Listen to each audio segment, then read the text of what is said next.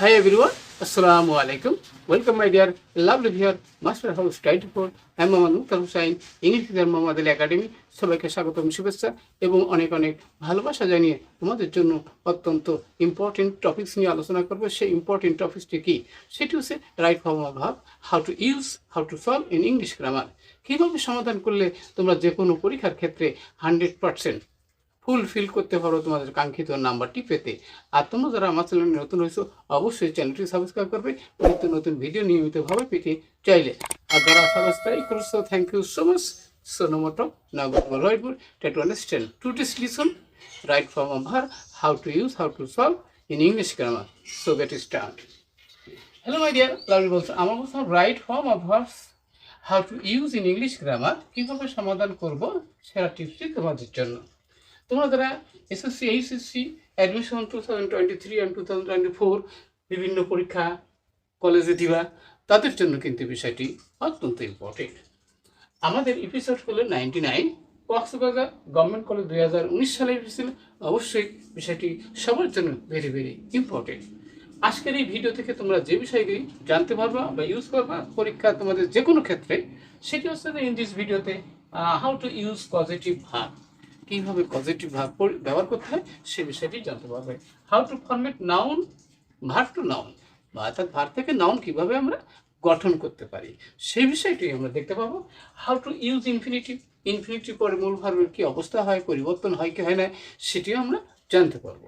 আরও জানতে পারবো how to use present participle কীভাবে আমরা ইউজ করতে হয়, কীভাবে আমরা ফরম্যাট করবো, গঠন করবো, সেটাও জানতে পারবো। How to use modal verb কীভাবে আমরা এখানে ইউজ করবো সেই বিষয়টি অবশ্যই আমার সাথেই থাকবে।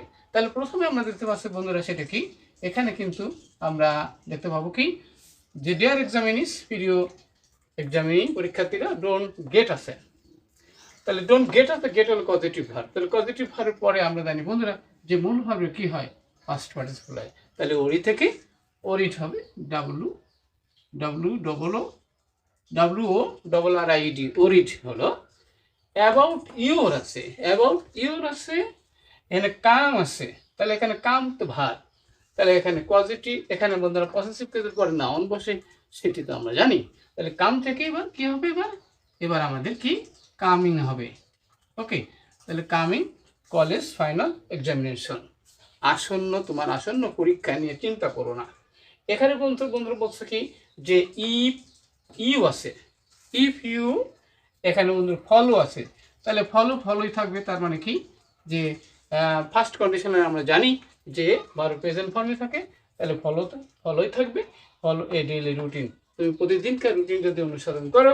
এবার বন্ধুরা এখানে কিন্তু এখানে আমরা লিখতে পারি যে আই আছে, আইয়ের পরে এখানে কি হবে, এখানে আমরা রাখবো আই বিলিভ, মানে আমি বিশ্বাস করি, অর্থাৎ এখানে বিলিভই থাকবে, অর্থাৎ এখানে সেলফ পরিবর্তন হবে না, কারণ এটা প্রেজেন্ট টেন্সে থাকবে। তাহলে ফার্স্ট কন্ডিশনে ইফ দি প্রেজেন্ট টেন্স হলে পরেরটা প্রেজেন্ট টেন্স হয় অথবা ফিউচার টেন্সও হয়।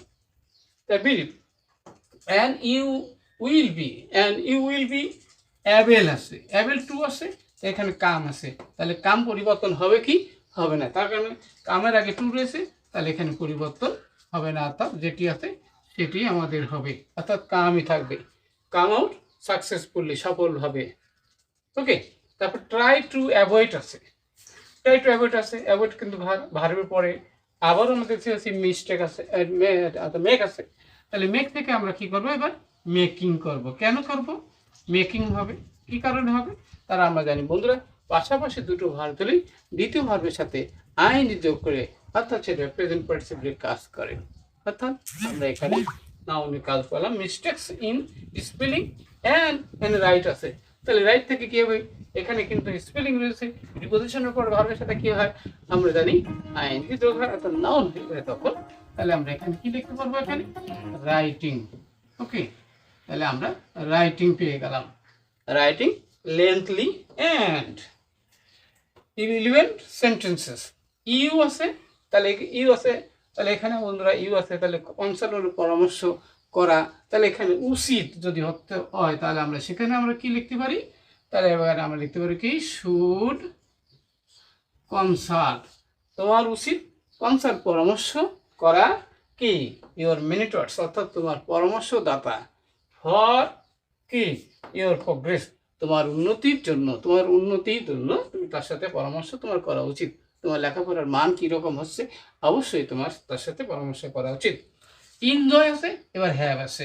তাহলে এনজয় হলো ভাব, তাহলে এখানে হ্যাভ আছে, তাহলে হ্যাভ থেকে এবার কী হবে আমাদের হ্যাভিং অর্থাৎ প্রেজেন্ট পার্টিসিপল আমরা ইউজ করলাম। তাহলে আমরা কী করবো এবার হ্যাভিং হয়ে গেল আমাদের having a relaxed and keep আছে বন্ধুরা।